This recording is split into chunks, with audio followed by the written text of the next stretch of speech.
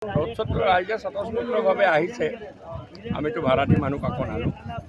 মানুহ আহিছে, অংশগ্ৰহণ কৰিছে। এইবাৰ নিৰ্বাচনৰ বৈশিষ্ট্য এইটো যে মানুহে এইবাৰ ভাবি চিন্তি এটা যোগ্যতাৰ ভিত্তিত যাতে এজন সাংসদ বৰপেটা লোকসভাৰ পৰা পঠোৱা যায়, তাৰ কাৰণে মানুহ ওলাই আহিছে, সমৰ্থন কৰিছে।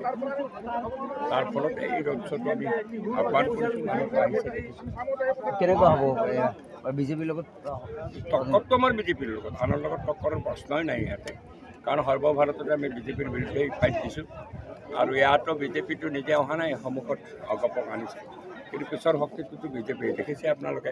যিকোনো প্ৰগ্ৰামত বিজেপিৰ পতাকাই ছয়া লাভ হৈ আছে, অগপ যেন নাই, আন্ধাৰত গুচি গৈছে। এতিয়া বিজেপিক ভৰসা কৰিহে অগপ আগবাঢ়িছে আৰু আমাৰ টাৰ্গেটটো হৈছে বিজেপিক পৰাজিত কৰা আৰু সৰ্বভাৰততে আমি তেওঁলোকক পৰাজিত কৰি এখন গণতান্ত্ৰিক ধৰ্মনিৰপেক্ষ চৰকাৰ আমি প্ৰতিষ্ঠা কৰাৰ কথা। যি আলোচনা বিলোচনা চলি আছে, এতিয়া ফুটবলটো এতিয়া কংগ্ৰেছৰ ফিল্ডত আছে, তেওঁলোকে কেনেকৈ খেলে আমি নাজানো। ময়ো শুনিছোঁ, দেখিছোঁ, ছ'চিয়েল মিডিয়াত আহিছে। ভাল হ'লেতো ভাল, যদি তেওঁলোকে বহি দিয়ে ভালেই। কাৰণ মানুহৰ দাবী হৈছে, আমি আগতে কৈছিলোঁ দলে আমি এইটো চিট খেলামেই, কংগ্ৰেছে নাজানো কি কাৰণত দিছে। আমি কংগ্ৰেছক আবেদন জনাইছিলোঁ, অসমৰ বুদ্ধিজীৱীসকলেও আবেদন জনাইছে। এতিয়া তেওঁলোকে কেণ্ডিডেট দিছে, কিন্তু মানুহে এই কথাটো ভাল পোৱা নাই।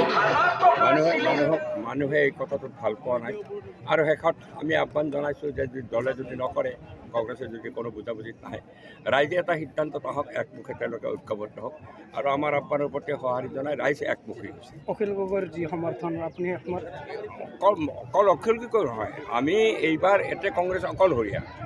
আমি সকলো দলৰ সমৰ্থন পাইছোঁ। অখিল গগৈ স্পষ্ট কৰি দিছে মনোৰঞ্জন তালুকদাৰৰ সমৰ্থন, লুৰিণজ্যোতি গগৈ স্পষ্ট কৰি দিছে মনোৰঞ্জন তালুকদাৰৰ সমৰ্থন।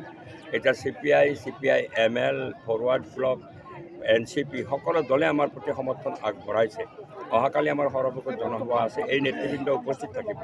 CPI-ML-ৰ ছেক্ৰেটাৰী থাকিব, CPI ছেক্ৰেটাৰী থাকিব, তেওঁলোক আহিব। তেওঁলোকে মুক্তভাৱে আমাক সমৰ্থন দিছে। আমি একচুৱেলি বিৰোধী পক্ষৰ সমৰ্থিত প্ৰাৰ্থী। আমি ঐক্যমঞ্চৰ কথা কোৱা নাই, ঐক্যমঞ্চ অন্য সমষ্টিত আছে, কিন্তু বৰপেটা লোকসভাত ঐক্যমঞ্চ ভাঙি গৈছে। ভূপেন বৰাই কিয় ঐক্যমঞ্চৰ কথা কৈ আছে আমি নাজানো।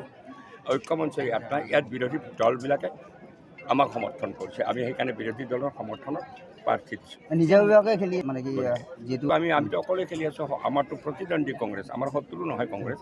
আমি কংগ্ৰেছৰ লগত ইণ্ডিয়াত আছোঁ আৰু আমি দিল্লীতো চৰকাৰ গঠন কৰিম, কিন্তু শত্ৰু নহয়, কিন্তু প্ৰতিদ্বন্দ্বী হৈ আছে। যদি তেওঁলোকে বহি দিয়ে সেইটো এটা বেলেগ কথা হ'ব। যদি আজি বহি দিয়ে, কালি এটা বেলেগ পৰিস্থিতি হ'ব। মেইন প্ৰতিদ্বন্দ্বী কোন হ'ব? মেইন বিজেপি, আমাৰ সৰ্বভাৰতত বিজেপি, ইয়াতো বিজেপি।